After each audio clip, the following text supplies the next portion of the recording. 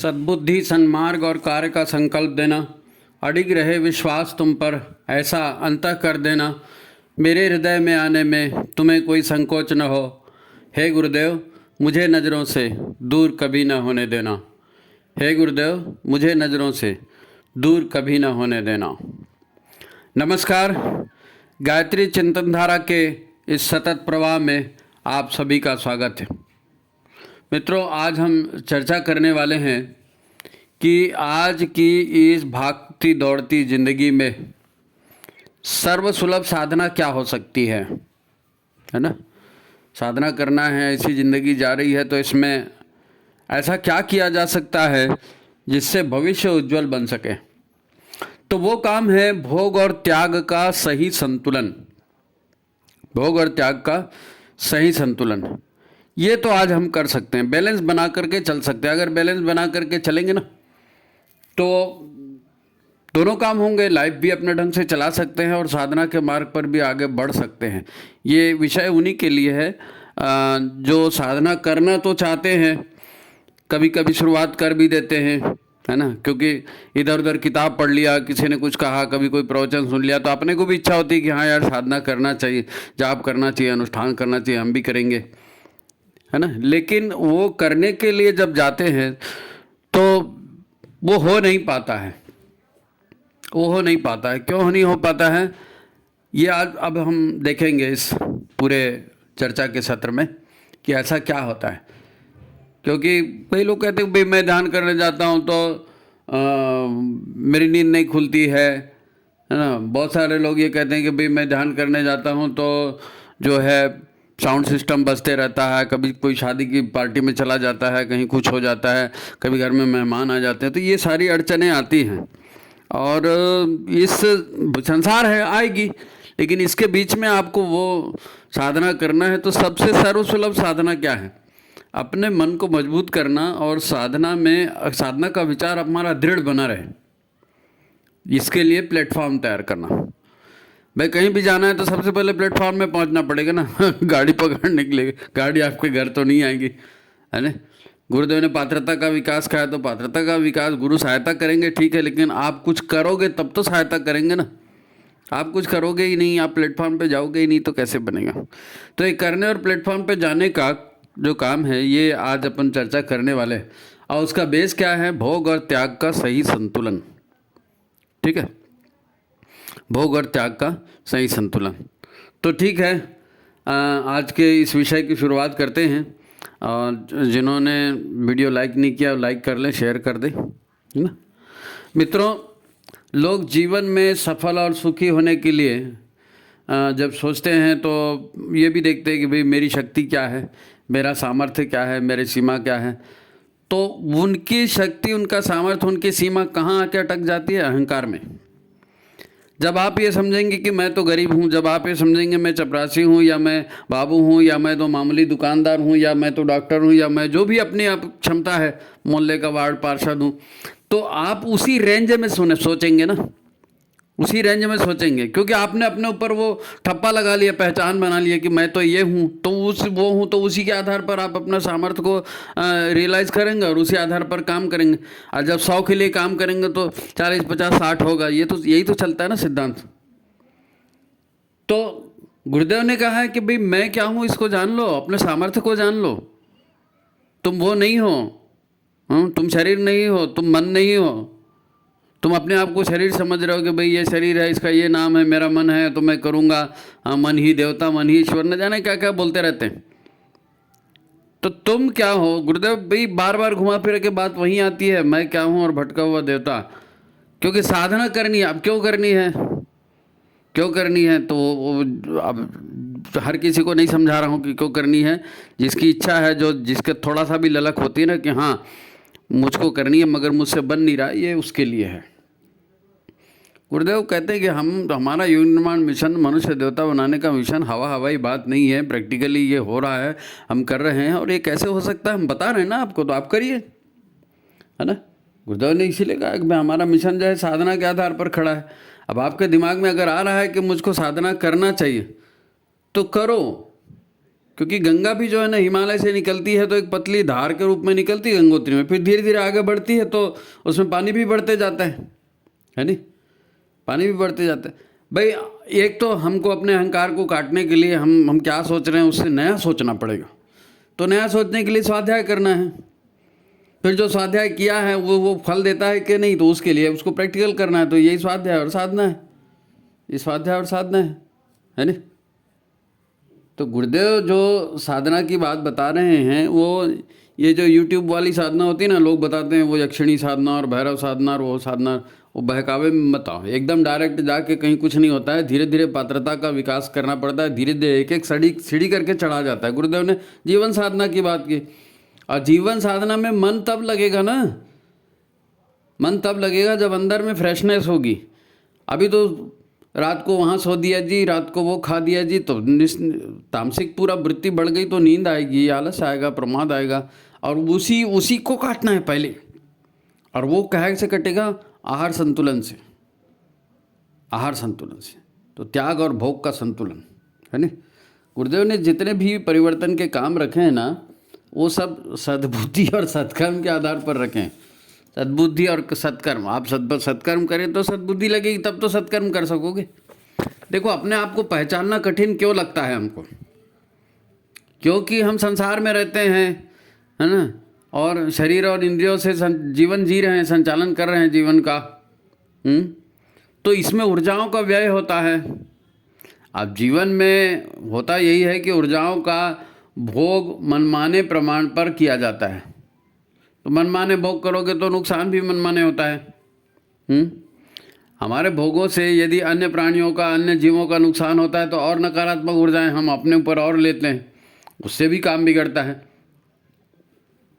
इनके जो परिणाम है, इनका जो आउटपुट है ना, ये नकारात्मक ऊर्जाओं के रूप में हमारे अंदर जमा होते जाता है, और ये हमारी असफलता का कारण है ना। इसीलिए एक एक बुराई को छोड़ने की बात गुरुदेव इसीलिए करते हैं। अब हम अपने आप को यही समझते हैं कि मैं तो ऐसा हूँ, मैं तो वैसा हूँ, है ना। जैसा हमारा जीवन जी रहा है हम उसी को मान लेते हैं। ये अहंकार, वही अहंकार मतलब आप गाली गलौज मत समझिए। अहंकार मतलब हम अपने आप को क्या समझते हैं, अहम का आकार। तो वहाँ से उठना है, वहाँ से उठना है। गुरुदेव का पुत्र, माता जी का पुत्र मान के शुरुआत करो, चलो, है नहीं। वो तो कहते हैं ना, आप हमारे बच्चे हो, तो उन्हीं को मान के चलो कि भैया हम ऐसे वैसे नहीं है, हम तो इनके बेटे। तो देखो बात थोड़ी कठिन लग रही होगी, थोड़ा समझने का प्रयास दूसरे ढंग से करते हैं। क्योंकि भोगों का परिणाम ऊर्जा के लेवल पर क्या होता है, इससे ये साफ हो जाएगा। सर्वसुलभ साधना की बात हम कर रहे हैं ना, तो सर्वसुलभ साधना यही है कि अपने आप को पहचाने और उसके हिसाब से अपने आप को जो है, अपनी ऊर्जाओं को, जितनी भी ऊर्जा है उसको सन्मार्ग पे लगाएं, है नहीं। तो बात हम सच्चिदानंद स्वरूप परमात्मा चेतना से शुरू करते हैं कि परमात्मा से संसार कैसा बना और फिर संसार से हम कैसे बने। संसार कैसे बना पता चले तो हम कैसे बने उसका अंदाज हम लगाएंगे, तो हम क्या हैं उस पर जाएंगे, है नहीं। तो भगवान पहले तो कुछ नहीं था ना, धरती वर्ती या ब्रह्मांड कुछ था ही नहीं, खाली परमात्मा था। तो उसका संकल्प हुआ ना एको हम बहुश्यामी का, उससे जो आदि शक्ति का निर्माण हुआ। इस आदि शक्ति से फिर दो धाराएं बनी, गायत्री और सावित्री। तो ये जो चैतन्यता, प्राण, प्रज्ञा, है ना, ये सब गायत्री के साधना, गायत्री धारा के अंतर्गत आता है नहीं। और दूसरी धारा सावित्री धारा से सृजन हो रहा है, बाकी पंच तत्वों का निर्माण हो रहा है नहीं। परम तत्व बना, फिर परम तत्व से ये सारी चीज़ें बनी ना, है ना। इसी से पंच तत्वों का निर्माण हुआ। आप जानते हैं पहले आकाश तत्व बना, फिर अग्नि तत्व बना, फिर वायु तत्व बना, फिर जल तत्व बना, अंत में पृथ्वी बनी। तो गायत्री परिवार की प्रचलित शब्दावली में इसको अपन क्या कहते हैं, गायत्री और सावित्री, आदिशक्ति की दो धाराएं, है ना। अब हमने इसका उल्लेख इसलिए किया कि ये जो पांच सावित्री के सावित्री की जो धारा बताई, जिससे पांच पंच तत्वों का निर्माण हुआ, ये पंच तत्व हमारे शरीर का निर्माण कर रहे हैं। ये हमारे शरीर का निर्माण, और हमारा शरीर वही काम करेगा जिस तरह का तत्व हावी होगा। अब आपके भीतर में जल तत्व हावी है, पृथ्वी तत्व हावी है, अग्नि तत्व हावी है। जो तत्व हावी होगा उसी ओर प्रवृत्त होगा ना शरीर, उसी ओर प्रवृत्त होगा। तो आपको मालूम है हमारे शरीर में मूलाधार, स्वादिष्ठान, मणिपुर है ना, अनाहत, हाँ, और विशुद्धि, आज्ञा और शास्त्रसार, ये सारे चक्र हैं। तो ये चक्र भी मूल रूप से इन पंच तत्वों के से जुड़े हुए हैं। अब मूलाधार है, स्वादिष्ठान है नी, ये क्या भोग का साधन है। मैं क्या हूँ, है ना, अपने आप को क्या समझ रहा हूँ। फिर हार जीत, शक्ति, तेरा मेरा, खाना पीना, बच्चे पैदा करना, ये जितने जो काम है ये सारे मूलाधार, मतलब ये जीवन का आधार है। ये बेकार भी नहीं है, क्योंकि अगर आप संतान उत्पत्ति नहीं करेंगे, विवाह नहीं करेंगे, खाएंगे पिएंगे नहीं, शक्ति कहाँ से आएगी, शक्ति कहाँ से आएगी, है ना। अभी शक्ति प्राप्त करने के लिए आप जो है नाभि चक्र पर ध्यान करते हैं, है ना। ऊर्जा होगी तो फिर आगे की बात समझ में आएगी, और ऊर्जा पूरी भोगों में ही खत्म हो जाएगी तो फिर कहाँ आगे बढ़ोगे। तो इसीलिए तो भोग और त्याग का समन्वय किया ना। त्याग जब हम करते हैं तो हमारा नाभि चक्र बढ़िया हो जाता है। उपास करते हैं तो सूर्य की ऊर्जा अर्जित करते हैं तो नाभि चक्र आती है, तो वहाँ पर फिर कषाय कल्मश काम नहीं करते, फिर उच्चतर लोकों में जाने की बात हो जाती है ना। वहाँ से हृदय चक्र में, विशुद्धि चक्र में ऊर्जा जाएगी। जहाँ ऊर्जा जाएगी, जहाँ प्राण होगा वहीं तो काम होगा ना। विचार और प्राण का सहयोग यही तो काम कराता है ना। तो जब जितनी मात्रा में चेतना जिस कार्य में लगाएंगे, जिस चिंतन में लगाएंगे, वो काम होते जाएगा, है ना। तो हमारी मूल बात क्या है, मूल बात यह है भोग और त्याग का सही संतुलन होगा, यही आज की सर्वसुलभ साधना होगी। क्योंकि प्रवाह तो आप देख रहे हो, भोगवादी पूरा प्रवाह चल रहा है। घर घर में मोबाइल और टीवी और बच्चे और पार्टी हो रही है, जन्मदिन में केक कट रहा है, फलाना, जो सब के साथ हो रहा है। लेकिन इस जो आज का प्रवाह है, इसमें आप यदि अपने आप को उबारना चाहते हैं तो पहली बेसिक चीज़ क्या है, आहार, है ना। आहार और विचार का संतुलन, भोग और त्याग का संतुलन, है नी। मैं शरीर नहीं हूँ, मैं मन नहीं हूँ, है ना, ये बात मन में आएगी कैसे, यहाँ तक विचार जाएगा कैसे। अभी तो ये आता है कि मैं फलाना फलाना हूँ जी, मेरी इतनी बैंक प्रॉपर्टी है, मेरे इतने फ्रेंड है, मेरी यहाँ तक अप्रोच है, वही जा रहे हैं ना। लेकिन ये अप्रोच और ये सब किसी शरीर और मन की है, लेकिन मैं शरीर और मन नहीं हूँ। तो अहंकार रहेगा, वो हिसाब से भोग कराएगा, वो हिसाब से वो काम करवाएगा। अब देखो, जीवन के लिए, है ना, शरीर को देखना पड़ता है, मन को भी संभालना पड़ता है, मन को भी प्रसन्न रखना पड़ता है। दूसरी ओर संसार को बेहतर बनाना है तो फिर शरीर भी चाहिए, इंद्रियां भी चाहिए, भोग भी चाहिए, सब चाहिए। तो संतुलन तो बनाना पड़ेगा ना, संतुलन तो बनाना पड़ेगा। यदि आप सद्गुरु के शरण में हैं, आपने गुरु बना लिया है, आपने दीक्षा ले लिया है, तो उनके दिए आध्यात्मिक ज्ञान के अनुसार जीवन में साधना का स्तर हमको ऊंचा उठाना चाहिए। जब गुरुदेव ने कहा है तो हमको करना चाहिए, नहीं तो फिर गुरु बनाने का मतलब क्या हुआ।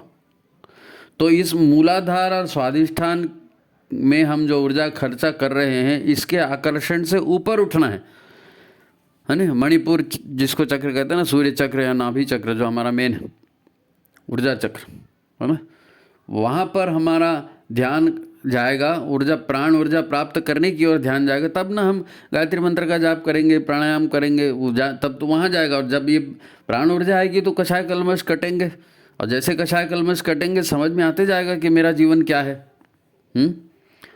तो इसकी शुरुआत भोग और आहार पर अंकुश रखने से होती है, भोग और आहार पर अंकुश रखने से होती है। मतलब यदि हमारा ध्यान, हमारी चेतना, हमारी शरीर की ज़रूरतें, मन की इच्छाएं और भोग और मनोरंजन और कौन बड़ा है कौन छोटा है ना, इसी में उलझी रहेंगी तो अपने मूल अस्तित्व की कल्पना ही हम नहीं कर पाएंगे। जब मैं क्या हूँ यही समझ में नहीं आएगा तो अपना टारगेट भी आप ऐसी लुच्चू पुच्चू टारगेट रखोगे, बड़ा टारगेट रखोगे ही नहीं, है ना। तो बेस शुरुआत यही है, प्लेटफॉर्म यही है ना। सर्वसुलभ साधना यही प्लेटफॉर्म है कि आप जो है आहार और विचार पर नियंत्रण करना शुरू करो, वहाँ से चालू होगा। देखो, इसको एक और तरीके से समझने का प्रयास करते हैं। क्योंकि यदि आपके भीतर त्याग की, योग की, है ना, मन पर नियंत्रण करने की इच्छा है, आपको ऐसा लगता है कि मैं आउट ऑफ कंट्रोल हो रहा हूँ और मेरे को अपने आप के ऊपर कंट्रोल रखना है, तो इसकी शुरुआत कैसे करेंगे? मन पर नियंत्रण कैसे होगा, है ना भाई? मुझे भी तब साधना करनी चाहिए, विचार आ रहा है, ठीक है, शुभ लक्षण है, और ये शुभ लक्षण है तो इसको मरने मत दो, वो दिया जलते रखो, उसको मशाल बनाना है। क्योंकि गंगा भी निकलती गंगोत्री से तो पतली सी धार होती है ना। अगर आपके मन में ये साधना का विचार आ रहा है इस भोगवादी कल्चर में, भोगवादी वातावरण में, तो वो उसको सुरक्षित रखना है। अब गंगोत्री से गंगा निकली तो पतली धार है, उसमें कई सारा फिर जल इकट्ठा होते जाता, धीरे धीरे वो फिर विशाल का है गंगा नदी बन जाती नहीं। तो ऐसे ही जो विचार आया है इसको आगे बढ़ाना है ना। अब गुरुदेव ने जो पंचकोशी साधना बताई है ये बड़ी उच्चतर साधना है। गायत्री जाप मंत्र जाप की साधना है, बड़ी उच्च स्तर की साधना है। ये प्राणवान बनाती है मनुष्य को प्राणवान बनाती है, और गंदगी हटती है, जो निगेटिव विचार है वो हटते हैं, तब तो समझ में आता है ना। अंधकार छटेगा तो भविष्य का उजाला दिखेगा, है ना। परंतु यहाँ हम सिर्फ उस आधारभूत छोटी सी सावधानी, है ना, या त्याग की इच्छा का सम्मान करें, ये बात बस बता रहे हैं। गुरु से जुड़ जाने का ये सौभाग्य हमको मिला है, तो इसकी ये जो शुरुआत है इसका सम्मान करें, है ना। शुरुआत अच्छी होगी तो आगे भी अच्छा होगा, है ना। इतने वर्षों और इतने जन्मों की कामनाएं हमने अपने अंतःकरण में, अपने चक्रों में दबा करके रखी हुई है, उसको नष्ट करना इतना आसान नहीं है, और वो भी वर्तमान की विपरीत परिस्थितियों में, है ना। ये हर किसी के लिए संभव नहीं होगा। तो त्याग को लक्ष्य बना करके रखें, साधना को लक्ष्य बना करके रखें। भोगों के लिए भी विवेकपूर्ण मार्ग बनाए ना, भोगों के लिए इसने मना थोड़ी किया है। भाई सुबह आपने डट के खा लिया तो जरा शाम को कम खाइए। रात को पार्टी है तो उनको बोलो कि भाई रात की पार्टी में हम नहीं जाएंगे। जरा ना बोलना भी सीखना पड़ेगा आपको। संसार में रहना तो हर चीज़ को हाँ हाँ नहीं जी, लोग क्या कहेंगे, लोग क्या कहेंगे नहीं, हमारे लिए क्या अच्छा है उसको करना है। यदि आगे जाना है तो गुरुदेव के आदेश के अनुसार साधना की ऊर्जा को संभालना पड़ेगा। अगर ये साधना की ऊर्जा है, जीवन की ऊर्जा, प्राण ऊर्जा सबको मिली है ना, लेकिन ये प्राण ऊर्जा पूरी भोगों में ही लग जाएगी तो ऊपर की बातें कैसे होंगी, आपकी शक्तिमान कैसे बनेंगे, पात्रता आपकी कैसे बढ़ेगी, है ना। साधना में मन ही नहीं लगेगा, आपका संकल्प हमेशा टूटता रहेगा। प्राण नहीं होंगे तो प्राणों से संकल्प मजबूत होता है। तो गुरुदेव स्वतः आगे का रास्ता दिखाएंगे, हमारी पात्रता बढ़ेगी। जब हम 2 कदम गुरु के रास्ते पर चलेंगे तो गुरु भी सहायता देंगे ना। अब खाली भाषणबाजी देते रहोगे तो गुरु भी बोलेंगे अरे बक बक करता है ना। अब पात्रता का विषय बहुत बड़ा विषय है, लेकिन ये पात्रता का विकास वही आहार संयम से ही चालू होता है, भोग और त्याग से ही चालू होगा। क्या विचार करना है, क्या खाना है, उस पर नियंत्रण यहीं से चालू होगा। ये सर्वसुलभ, ये यहाँ से आप शुरुआत करें। हमने YouTube पर जो है ना, आप YouTube पर जाइए, गायत्री चिंतन धारा उसमें टाइप करिए, उसमें लिस्ट आएगी पूरी। उस लिस्ट में अपनी पात्रता का विकास कैसे करना उस पर वीडियो है ना। वैसे यहाँ भी मैं डिस्क्रिप्शन में उसके लिंक डाल दूंगा। आप डिस्क्रिप्शन में भी ये जो वीडियो YouTube में है इसके डिस्क्रिप्शन में भी वो लिंक डाल देंगे। आप लिंक पे क्लिक करेंगे तो वो पात्रता विकास का वो भी खुल जाएगा। गुरु की सहायता, गुरु का मार्गदर्शन, ये इसकी शुरुआत यहीं से हो रही है, आहार संयम, विचार संयम से। तो फिर भोग और त्याग के संतुलन के लिए ये जरूरी है। वेदों में भी यही निर्देश है।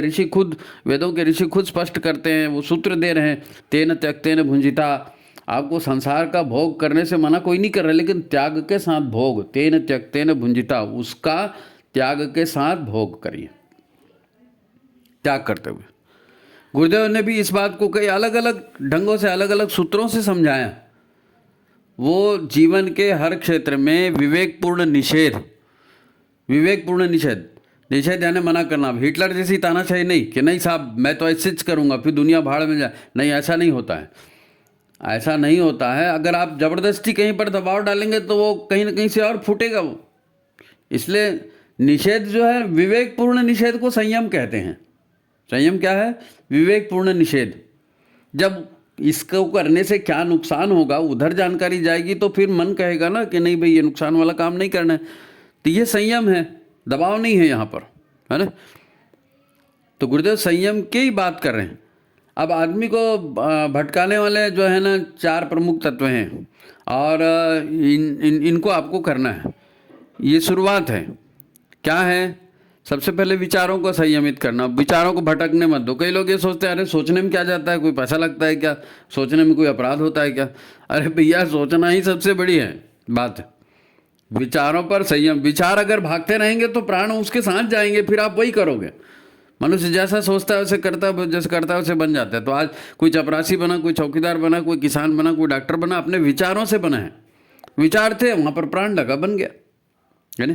तो सबसे पहले तो विचारों पर संयम, है ना। उसके लिए फिर स्वाध्याय करना पड़ेगा, है, उपासना करनी पड़ेगी, गायत्री मंत्र का जाप, ये सारे विधान काहे के लिए? विचार पर संयम के लिए। दूसरा कार्य क्या है? अर्थ संयम। अर्थ संयम ये बहुत बड़ी बात है। सारा विश्व अर्थ पर चलता है ना, पैसे पर। अर्थ प्रधान विश्व करी राखा, है ना। अर्थ संयम की बात है, क्योंकि पैसा जो है ना, धन संपत्ति, ये आदमी के भीतर में हवस पैदा करती, आदमी को हैवान बना देती है, आदमी को हैवान। और इससे फिर स्वार्थ बढ़ते जाता है, विचारों में विकृतियां बढ़ते जाती हैं, दुश्मनी बढ़ते जाती है, टेंशन बढ़ते जाता है। तो पैसा है, ठीक है, जीवन के लिए जरूरी है, ठीक है, उतना रखो, त्याग के साथ भोग। यहां भी वही फार्मूला लगेगा। कोई मना थोड़ी कर रहा है जी, घर मत बनाओ, गाड़ी मत लो, किसी ने मना नहीं किया। लेकिन जो जरूरत है, जरूरत से ज़्यादा नहीं। आप पहले कंट्रोल करिए, मेरी जरूरत है कि नहीं, विवेकपूर्ण निर्णय, है ना। तीसरा कार्य है इंद्रिय संयम, क्योंकि इससे विलासिता, प्रमाद, आलस्य और रोगों की संभावना बढ़ती है। अगर आप इंद्रिय संयम नहीं करेंगे तो विलासिता बढ़ेगी, प्रमाद बढ़ेगा, आलस्य बढ़ेगा, रोग, तो फिर आप कैसे कर पाओगे? आप जीवन में खुशियां नहीं ला सकते इससे। भाई, जीवन अच्छा बनेगा, इसीलिए तो साधना की बात हुई ना, भोग और त्याग की बात, इसीलिए जीवन को अच्छा बनाने के लिए है। और चौथा, समय का सदुपयोग। यदि इंद्रिय संयम करेंगे और भोग और त्याग के आप संयमित करेंगे तो ऊर्जा रहेगी, तो समय का भी आप जो जीवन में मिला उसका सदुपयोग कर सकते हो, है ना। चौथा सूत्र यही है अपना, समय संयम। भाई, हर किसी को 24 घंटे मिले हैं तो अपना समय उस पर निर्धारित कीजिए, उसके आधार पर चलिए, उसके आधार पर चलिए, टाइम टेबल बना के। तो टाइम वेस्ट नहीं करेंगे इधर उधर, टाइम इज मनी। तो ये जो 4 संयम के सूत्र हैं, ये संयम आप तभी रख सकेंगे जब आपका पेट कुछ खाली होगा। मैंने आपको कहा ना कि रात को डट के खाना मत करिए भाई, पेट को साफ रखिए भाई, है ना। और जितनी ज़रूरत है उतना ही खाइए। गुरुदेव कहते हैं कि जब तक कड़ी भूख नहीं लगे हमको नहीं खाना चाहिए। और सारा यहीं से, प्रमाद, आलस्य, बीमारियां, रोग, राई, चिंता, क्लेश, ये सब यहीं से होता है। क्योंकि अनसंट खाएंगे तो विचार भी अनसंट आएंगे, आप ऐसा मत सोचना, है नहीं। दुनिया आज भूख से नहीं मर रही है, ज़्यादा खा खा के मर रही है ना, अपन कहते हैं ना। तो उपासना, साधना, आराधना, साधना, स्वाध्याय, संयम, सेवा, ये जितने भी सूत्र हैं बड़े महत्वपूर्ण सूत्र हैं।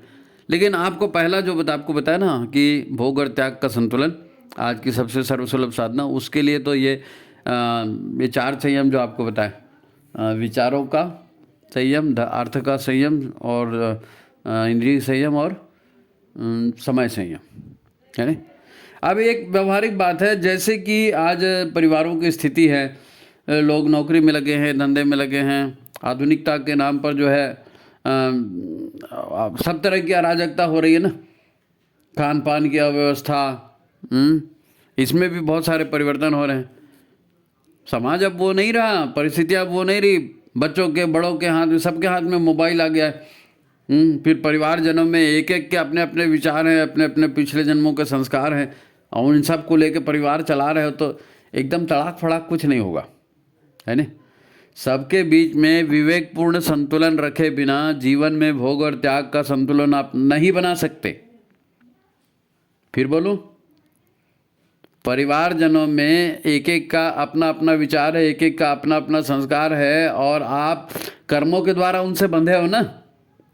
तो मेरी मुर्गी की एक टांग यहाँ चलाओगे तो पहले झगड़ा ही शुरू होगा। तो विवेकपूर्ण ढंग से करो, और जितना पॉसिबल है उतना करते चलो। फिर गुरुदेव से प्रार्थना करो, वो रास्ता निकालेंगे, रास्ता निकालेंगे। वही आहार संयम, विचार संयम से शुरुआत है ना। तो फिर बिना जीवन में जो है बिना भोग और त्याग के संतुलन के, है ना, बड़ा मुश्किल है।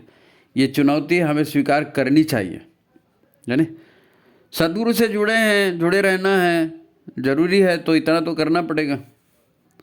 अगर हमने भोग और त्याग में संतुलन की दिशा में प्रयत्न नहीं किया तो बहुत संभव है कि गुरुदेव के विचारों से हम दूर हो जाएंगे, गुरुदेव के विचारों से दूर हो जाएंगे, भटक जाएंगे।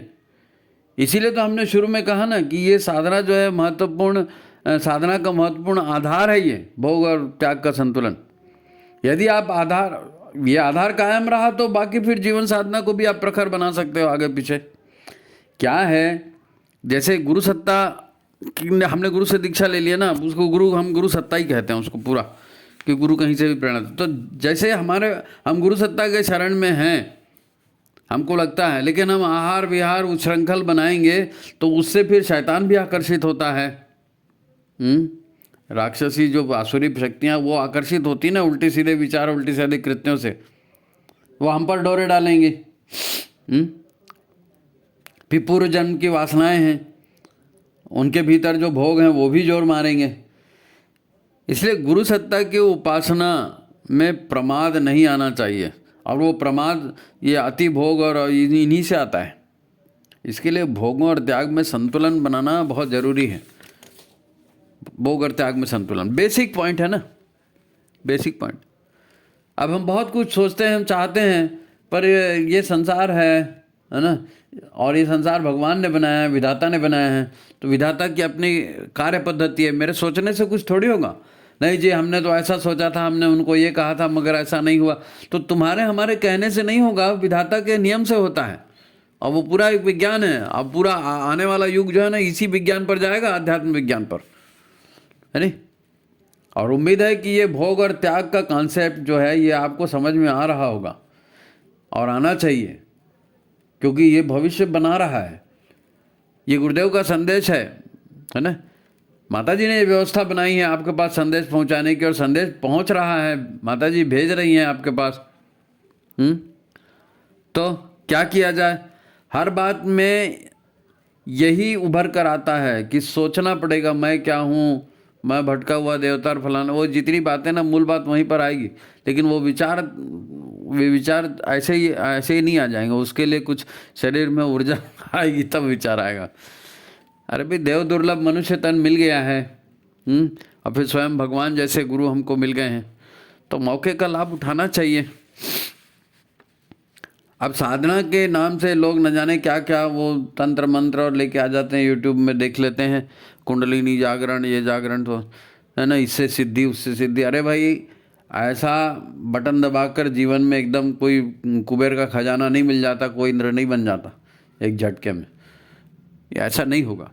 दिक्कत यह है कि मनुष्य तन देव दुर्लभ है ना। अब आप गुरु के संरक्षण में नहीं रहेंगे तो आसुरी प्रवृत्तियों के संरक्षण में जाएंगे, तो फिर कहाँ पहुँच जाएंगे आसुरी प्रवृत्तियों के संरक्षण में? तो गुरुदेव से जुड़ने के लिए भाई संबंध बना के रखो ना। हमको कितने सौभाग्य से मनुष्य तन मिला है, इधर ध्यान ही नहीं जाता। ध्यान जाना चाहिए, ध्यान जाना चाहिए। है, हमारे प्राण ईश्वर का वरदान है, एक एक श्वास हमारी जो है ये ईश्वर का वरदान है। जब हम षटकर्म करते हैं ना, प्राणायाम करते हैं तो क्या कहते हैं? ओम भू, ओम भुआ, ओम स्वाहा, ओम महा, ओम जनः, ओम तपः, ओम सत्यम, ओम सत्यम। ये क्या है? ये ओम वहाँ पर स्थापित है, हम स्वयं ओमकार स्वरूप हैं। ये सातों लोक हमारे क्रीड़ांगण है, हमारा घर है। अब हम स्वतः जो हैं मनुष्य शरीर में हैं, लेकिन मनुष्य शरीर में होने के बावजूद भी हम बाहर देखे ही नहीं रहे ना। हमारा तो पूरा ध्यान जो है मूलाधार स्वाधिष्ठान में अटका है। कैसी लड़की मिलेगी, कैसी नौकरी मिलेगी, क्या करेंगे, उसको कैसे डाउन करूं, वहाँ पर मेरा सम्मान नहीं हुआ, फलाना नहीं हुआ। तो ये मूलाधार स्वाधिष्ठान से हटना पड़ेगा। ये भोगों की वजह से होता है। जितने भोगों में रत रहोगे उतना आलस्य, प्रमाद और नकारात्मकता बढ़ेगी, उतना आलस्य, प्रमाद और नकारात्मकता बढ़ेगी, है नहीं। तो अपनी चेतना को, हमारा घर है ये पूरा ब्रह्मांड, हाँ, सातों लोकों में हम जा सकते हैं। ये सब आपने सुना ना। देखो अभी हम मानव शरीर में हैं, ये शरीर कभी न कभी छूट जाएगा ना। शरीर हमको मिला है, ये छूट भी जाएगा, सबका छूटता है, हमारा भी छूटेगा। माने शरीर छूटेगा माने, और शरीर छूटेगा तो क्या होगा, इस शरीर को जला देंगे, भस्म कर देंगे, है नहीं। शरीर को जला करके भस्म कर देंगे तो क्या होगा, वो पृथ्वी तत्व और जल तत्व उड़ जाएगा और बाकी 3 तत्वों का शरीर बचेगा। 3 तत्वों का शरीर, है नहीं। आदमी मर जाता है तो बताते हैं ना कि मेरी आत्मा वहीं पर कमरे में थी, मैं अपनी पत्नी को समझा रहा था, बेटे को समझा रहा था, लेकिन कोई मेरी बात सुन ही नहीं रहे थे। तो ये शरीर बना था, उसमें पृथ्वी और जल तत्व की ही प्रधानता थी, वो गायब हो गया तो आपकी जो है कर्मेंद्रिया गायब हो गई, आप तो है नहीं। तो ये जो सूक्ष्म शरीर है, ये सूक्ष्म शरीर इन 7 लोकों में जा सकता है। ये जो बोलते हैं ना ओम भू ओम भुआ ओम स्वाहा महाम तपाम सत्यम, ये 7 लोग हैं। 7 लोगों में हमारा अस्तित्व मतलब ये हाथ पर सिर पेट पीठ ये थोड़ी जाता है जी। हम जाते हैं, हमारी चेतना जाती है। लेकिन चेतना के ऊपर में यदि कषाय कल्मश का भार है, पाप का भार है, नकारात्मकता का भार है, तो फिर हम इन लोकों में नहीं जा सकते।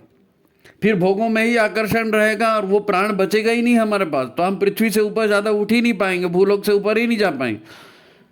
मनुष्य का शरीर मिल गया तो सौभाग्य की बात है, नहीं तो कुत्ते बिल्ली के शरीर में घुसना पड़ेगा काम वासनाओं के चक्कर में। पाप सबसे भारी होता है, बोलते हैं ना, वो यही है। तो इसीलिए गुरुदेव ने कहा कि भाई आप अपनी बुराइयां हटाते जाओ, सत्कर्म करते जाओ, सद्बुद्धि करते जाओ, कसाय कलमश हटाते जाओ, अपनी आत्मा को पवित्र बनाओ। ऊर्जा बढ़ाने का सबसे प्रमुख साधन यही है, आहार संतुलन और प्राणायाम। आहार संतुलन और प्राणायाम, गायत्री का जाप, यहीं से तो बात होती।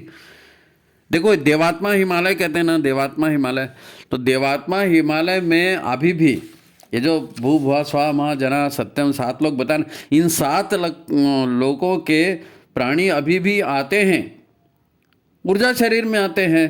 वो पृथ्वी और जल तत्व नहीं है ना। 3 तत्वों में हमारा सूक्ष्म शरीर होता है, तो वो कभी 3 और कभी 2 और कभी 1 तत्व के भी रहते हैं। तो वो भी जीव आत्मा सब आते हैं, हिमालय में आते हैं। वहाँ से सारे अभी युग परिवर्तन में सबका सहयोग हो रहा है, सब आ रहे हैं ना। गुरुदेव के साथ सभी लोग मिल करके काम कर रहे हैं युग परिवर्तन के लिए, छोटी मोटी बात थोड़ी। तो ये जो चीज़ें हैं ना, ये कपोल कल्पित कल्पना नहीं है।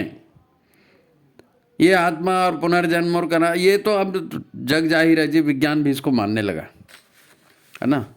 तो वो हम अपने जो प्रचलित ढर्रे पर जी रहे हैं ना, उससे अगर अलग हटना है तो शुरुआत साधना की हमको यहीं से करनी पड़ी। आहार संयम, त्याग और भोग का संतुलन। फिर इसी को फिर वो 4 संयम का जो बताया शुरुआत में, वहीं से करना है नहीं। ये जो पितर हैं, देव हैं, यक्ष, किन्नर, गंधर्व, ये सब कहाँ, ये 7 लोकों में हैं। वहाँ से मुक्त आत्माएं ये आती हैं धरती पर। कहने का अर्थ ये है कि ये जो 7 चक्र हैं, जिनमें प्राण चेतना ले जा करके प्राणायाम के द्वारा हम अपने आप को जो है ना प्राण संग्रहित करते हैं और नकारात्मक पाप ऊर्जाओं को भस्म करते हैं, चेतना को ऊपर उठाते हैं। तो ये सब उच्चतर लोकों में आने जाने का वीज़ा है। नहीं जी गुरुदेव ने ऐसा कैसे कर लिया, अमुक ने ऐसी साधना कर ली, तो किसी की साधना कुछ थोड़ी होती है जी। शरीर सबका एक जैसा है, रक्त सबका एक जैसा है, हड्डियाँ सबकी एक जैसी हैं। बदलता क्या है, ऊपर उठने का भाई, जिसके पास जितना बोझा होगा वो उतना दब के रहेगा ना। जो जितना खाली हाथ रहेगा वो कहीं भी जा सकता है। जिसके पास ऊर्जा है, ताकत है, वो तो दौड़ के जाएगा हैं। और पेट भी बड़ा है, पैर भी बड़ा है, हाथ में वजन भी 4-4 लगेज है, तो कहाँ तक जाओगे आप, है ना। तो ऐसा नहीं है। अपने आप को है ना भोग और त्याग का संतुलन रखिए। अपने आप को शरीर और मन समझेंगे तो ये बात नहीं आने वाली है। तो उच्चतर लोकों में जाने का वीज़ा साधना से आता है, और साधना के लिए शुरुआत वही है, आहार संयम इंद्रिय संयम वाली बात। गुरुदेव ने एक एक कर्मकांड, एक एक सूत्र हमको दिया है, वो बड़ा अनमोल है, देव दुर्लभ है। और सबसे महत्वपूर्ण बात यह है कि इन सूत्रों की उपयोगिता मानव योनि में ही है। अन्य उच्चतर लोकों में कर्म योनि नहीं है, वहाँ आपको साधना का अवसर नहीं मिलने वाला है। हम ईश्वर के पुत्र हैं, तो ईश्वर के पुत्र के रूप में हम इन लोकों में या इनसे भी ऊपर मुक्ति के अधिकारी भी बन सकते हैं, पर ऐसे ही नहीं बनेंगे, ऐसे ही नहीं बनेंगे। दुख मुसीबतों से, भोगों से, रोगों से लड़ते रहे तो ये ऐसे में मुक्ति संभव नहीं है ना। हमेशा आनंद स्वरूप अवस्था में रहने का वीज़ा साधना से ही मिलता है ना, साधना से ही मिलता है। तो अच्छी बात है ना। हम कर्म योनि, मानव योनि में हैं। उससे अच्छी बात यह है कि ये कर्म योनि हमको भगवान की कृपा से मिल गई है और भगवान स्वयं गुरु बन करके हमारे सामने में आए हैं और उनका मैसेज हमारे पास कानों तक पहुंच रहा है कि भाई साधना की बेसिक बातें हैं, तुम कर लो, इससे उज्जवल भविष्य होने वाला है ना। तो अभी भी समय है हमारे पास जब साधना की शुरुआत की जा सकती है। भोग और त्याग में संतुलन से, भोग और त्याग में संतुलन से, यह हमारी पहली सीढ़ी है, पहला कदम है ना। और याद रखो, जो पहला कदम बढ़ाता है वो मंजिल तक पहुंचता है, जरूर पहुंचता है। और वहाँ मंजिल तक जाएंगे, गुरु के शिष्य हैं, गुरु हमको वहाँ भी मिलेंगे। तो ठीक है, हिम्मत करें। और आहार मैं क्या कर रहा था, भोग और त्याग, भोग और त्याग का ये जो सर्वसुलभ साधना है भोग और त्याग की, इसको हम जरूर करें। इससे पात्रता बढ़ेगी, इससे गुरु का सहयोग भी बढ़ेगा। तो ठीक है, हिम्मत करो, सफल करो। जो हिम्मत करेगा आगे चढ़ेगा उसको ज़रूर सफलता मिलेगी। अच्छा, वो पात्रता बढ़ाने की लिंक जो है हम डाल देते हैं यहाँ पर, और या यूट्यूब से भी आप उसको देख सकते हैं। तो आपकी साधना सफल हो और बेसिक साधना जो है आप शुरू कर दें अगर नहीं की है तो, और वो आहार संयम और भोग और त्याग का संयम जो बोल रहे हैं ना, उसी से होगी। तो आपको सबको शुभकामनाएं, सभी को प्रणाम, नमस्कार।